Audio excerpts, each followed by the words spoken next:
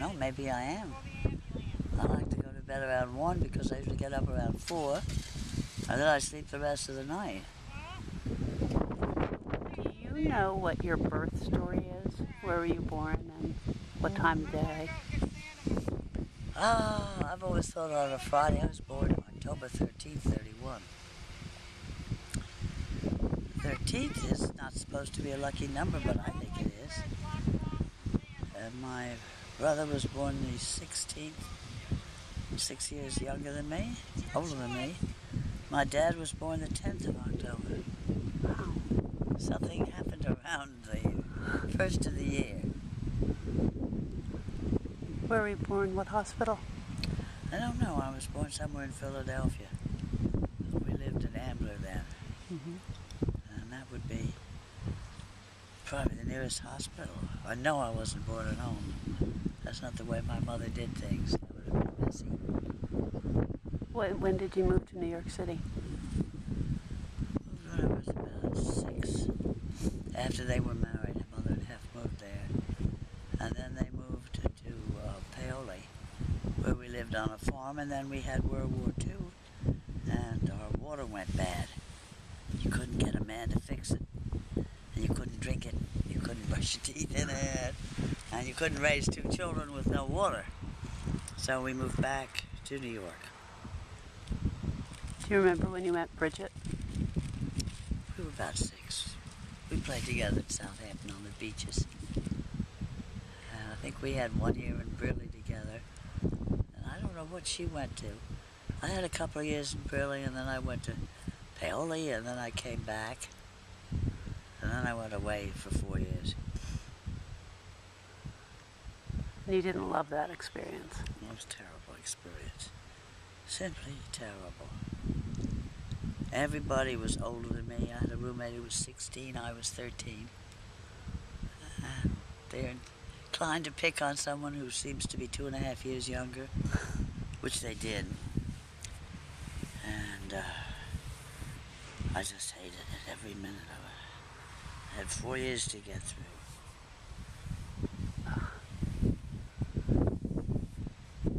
What did you do in the summers then?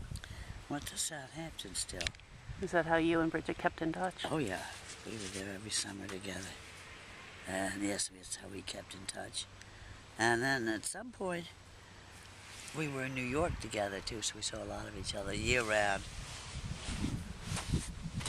Did you do the whole coming out thing? Yes, I did. Don't know whether Bridget did all of it. She did. She did, yeah, we went.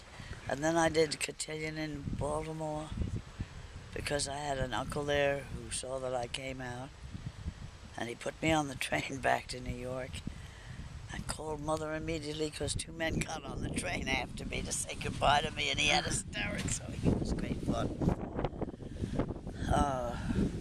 Came out in Philadelphia, came out in New York. Because of Heffy, I could come out there. Dad was Philadelphia, and my uncle was Baltimore. It was a lot of fun, but it was absolutely frivolous, of course. Did you have pets growing up? I wasn't allowed to have a pet. They were too messy, but I did have... Finally, I got a bird called Peter. Ah. And Peter was a little canary. And my fat friend sat on the cage by mistake, and Peter broke a leg. We had to race it to the vet, and its leg healed. But Peter didn't live too long after that. Aww. We did have things like, in first grade at Burley, they gave us chickens that we'd hatched to take home. And we called them bosom big and bosom little, because I couldn't tell a male and female chicken at birth from each other. So we took him for the weekend to Philadelphia to see my stepmother. And she said, I said to her, Ellie, these may get together. One's a boy, one's a girl. We don't know which is which, so we've named them bosom big, bosom little.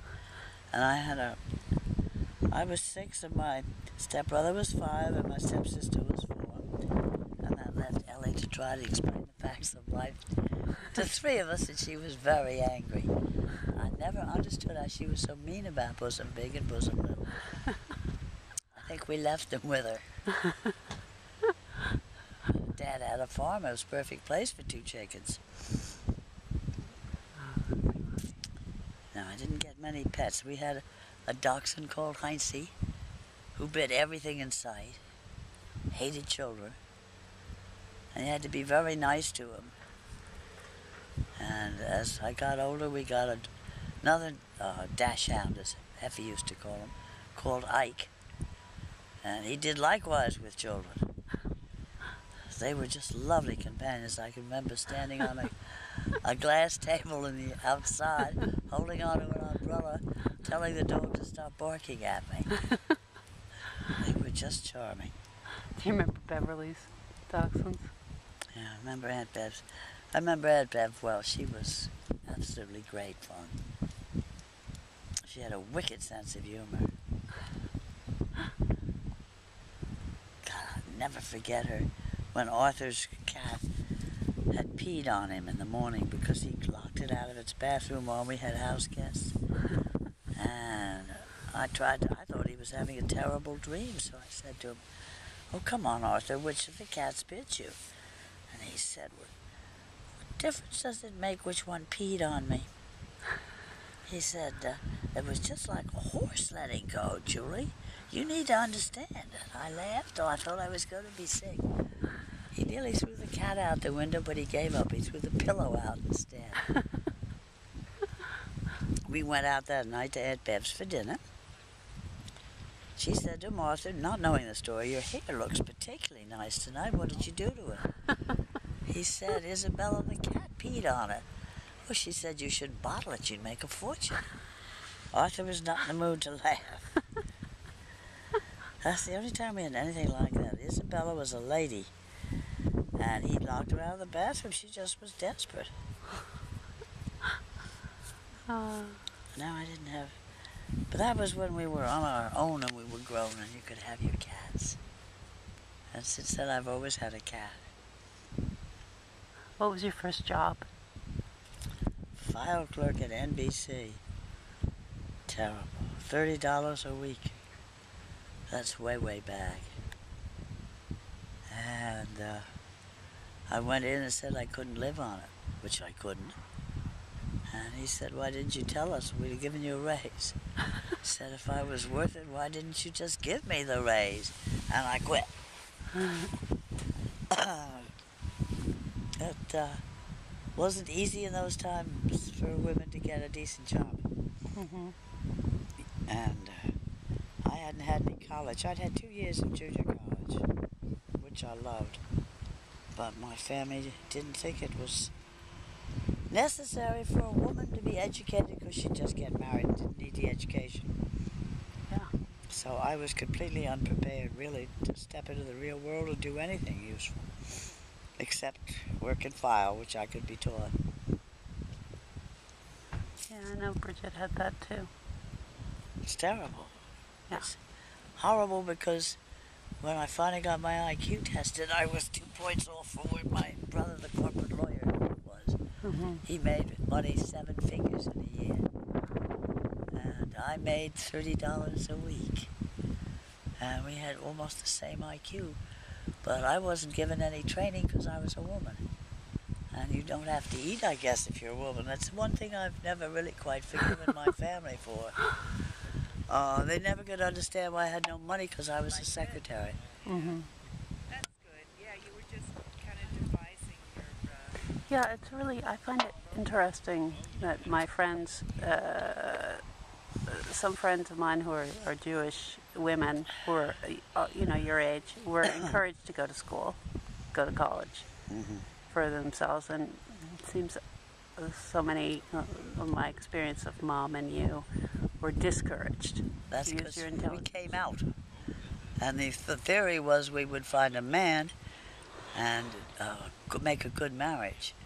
It's sort of really, I guess you see it in the Indian system where the dad arranges the marriage. It's almost the same thing. Mm-hmm. Except you get to dress up and you get to have some say over one of these men. And then you get married and you have children and that's your life. You're all set. If you have any talents, they're buried. I think we lost a great deal doing it that way. Yep.